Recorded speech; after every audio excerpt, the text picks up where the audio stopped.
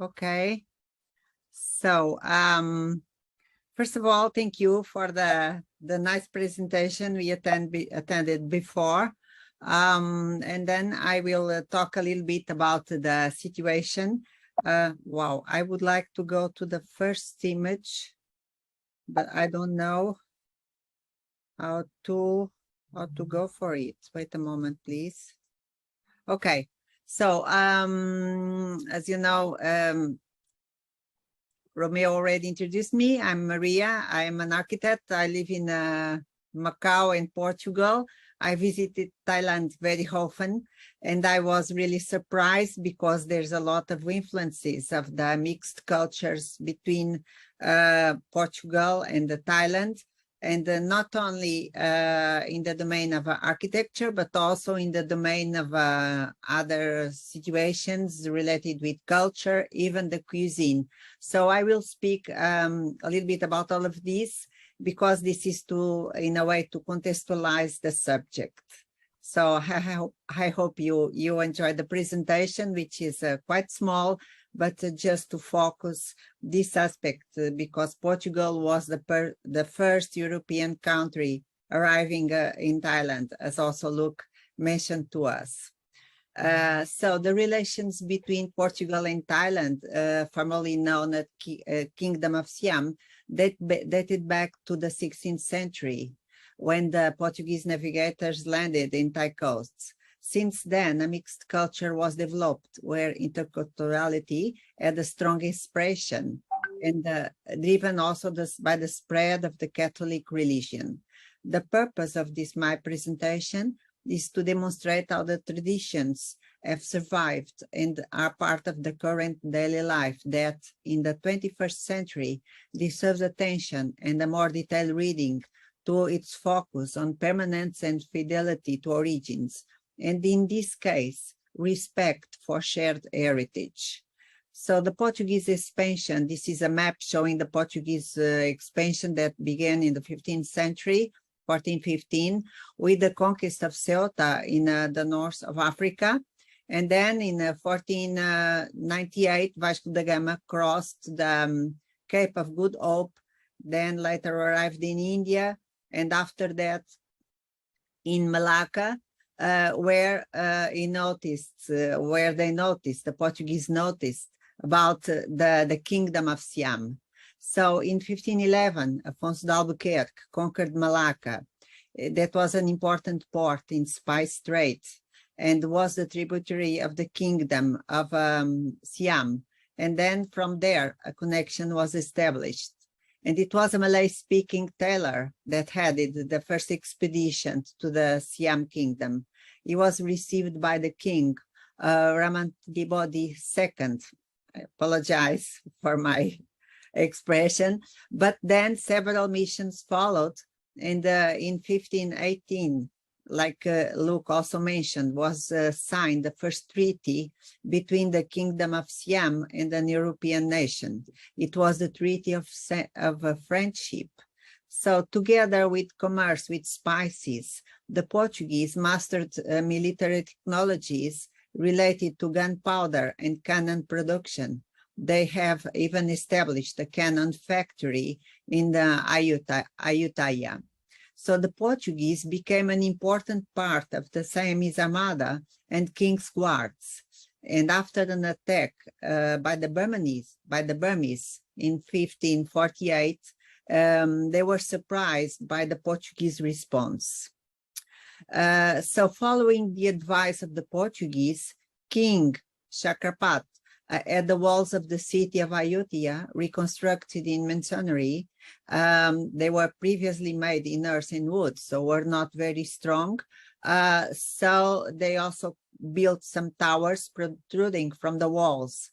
And then we can recognize that this is a kind of a military dispositive that were used by the Portuguese during the expansion. And we had the opportunity to see some of them 2 years ago, when we visited Morocco. Some of us can remember this, namely in El Jadida, in Mazagan. So after this treaty of friendship, the Portuguese were able to build a permanent presence in Ayutthaya. And then in 1540, the King Shaicha rewarded 100 Portuguese mercenaries with plots of lands in the south area of the capital. So the Portuguese village was built there and was the center of the Portuguese community over 200 years, and had more than 3,000 inhabitants. The spread of the Catholic faith was important, and the Treaty of Friendship also authorized the Portuguese to practice Catholicism. So different orders emerged and built their own temples, Dominicans, Jesuits, and Franciscans, as it happens also in Macau, for instance, where we can see this similar situation. Fernão Mendes Pinto was a writer and also navigator, and in the book Pilgrimage, he describes the city of Ayutthaya as the Venice of the East, not only because of the profusion of commerce, which is similar to the city in Italy, but also because of the existence of numerous canals that facilitate the contact, the interchange of merchandise and so on. So he described Siam as one of the finest kingdoms in the world. We can see the head of the first book, this book, Pilgrimage, written by Fernão Mendes Pinto. So one thing is important to note is Portugal still is a small country.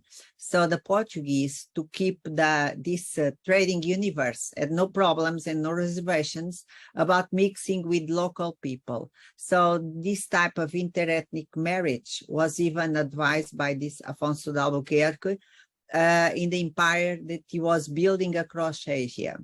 So the Portuguese community in Siam gradually became mixed from racial and cultural point of view, and this integration justifies the fact that the community remained despite the social displacement that occurred in 1569 and 1767.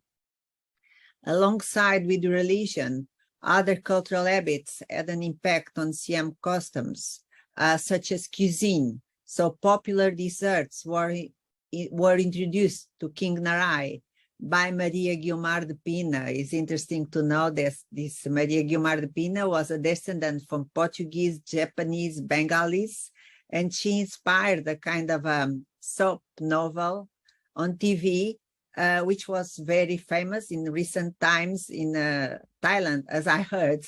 And they are even producing a second chapter of this series, very famous. Okay, so from Brazil, the Portuguese bought sweet potatoes, tomatoes, lettuce, apples, and sweets, and also the spicy chilies. Portuguese was the common language at the time. Some of the treaties that Luke mentioned, especially the treaty with the United States, were also translated in Portuguese by that time. But in 1765, a powerful Burmese fleet attacked Siam to the north and south and reached Ayutthaya. So in 1767, the city surrendered and the destruction was total. So today, only a few traces of the former Portuguese village remain. We have in the old church of San Pedro, which is located in Ayutthaya Historical Park, 80 kilometers north of Bangkok, can still be visited and still have the remains of these few things that we can still see. So a few years later, the King Taksin moved the capital 80 kilometers downstream and declared the new capital in Thornbury along the Chao Phraya River. I just call the attention to this word, praia, because praia is a Portuguese word, very well known, means alongside the seacoast. And I find it really interesting that some names, so still from Portuguese origin, are still preserved in Thai language. So with the support of King Taksin, the surviving group of Portuguese gathered at Kudijin village, also known as Ban Kudishin. So this Ban Kudishin celebrates, there's a museum there that celebrates the cultural approach. It's a two-story building in colonial style, former residence of a Catholic family that preserve historical artifacts of the houses in the surrounding area. So in the ground floor, there's a coffee. And at the entrance, as you can see in the left side picture, there's a picture of a rooster, which is a Portuguese symbol and is displayed here together with other situations related with Catholic religion and furniture and so on. So in Macau, I know very well Macau, we have a kind of a museum showing a house of this period, more or less, also showing the interior shared heritage. So it's not only the colonial style outside, it's also the colonial inside that reflects this kind of position and respect. In our group, SBH, very soon we will start also having webinars about the interiors of these former colonial houses and about the shared heritage that we can see and is displayed there. So this community, coming back to my narrative, still survives until today around the Church of Santa Cruz, one of the oldest Catholic churches in Bangkok. It was built in 1770 in wood with the help of Chinese community. Later was destroyed by fire, was rebuilt in 1834 and renovated in brick in 1916 by two Italian architects in the Renaissance Revival style. So about 80 families of Portuguese origin and still practice the Catholic faith. And it's interesting because their family names are, we can see in the Portuguese roots, the Silva, Jesus, and so on. So they still use the former family names from their ancestors. So the Church of Santa Cruz in the center of the Kudishin community is very, very famous and can be seen along the Chao Phraya River. Is a kind of a landmark. And you can see that the Duomo, the turret is similar to the Duomo in Florence because of this octagonal shape. Inside is also very interesting, again, is one of the few traces of the Portuguese community still remaining in the city. But the Portuguese, the Portuguese descendants want also to have a church where they can have the mass in Portuguese. So they built another church a few kilometers further down in the city is the Church of Calavar. In kind of a Gothic style. And Calavar is a word that is related to Calvario. Calvario is the thing that happened to Jesus Christ and the sacrifices and so on. So Calvario in Portuguese, Calavar in Thai. It was built in 1897. And is still there and still deserves the practice of Catholicism. So a third Portuguese community dates from 1785 when King Rama I ceded land to around 500 Portuguese and Khmer soldiers as a reward for having helped him in the military campaign against Cambodia. The community became known as a Khmer village. And the important monument is the Conception Church, first built in 1785 and then rebuilt after fires, accidents. So the latest rebuild was in 1847. King Rama II ceded a plot of land also near Holy Rosary Church to the Portuguese. In 1820, this land was used to build the Portuguese diplomatic mission in 1860, which was the first diplomatic mission in Bangkok. So the building was rebuilt in 1875 by the architect Joachim Grassi, an Austrian architect, who at the time also designed some of the most impressive buildings, including the Conception Church Tower I mentioned before. So this is what we have from the Portuguese presence, the first presence of an European country in Thailand that still remains and is still preserved. And this is a narrative spanning several centuries that show us that cultural interferences were important and are important over time and shaped the ways of living that are still practiced today.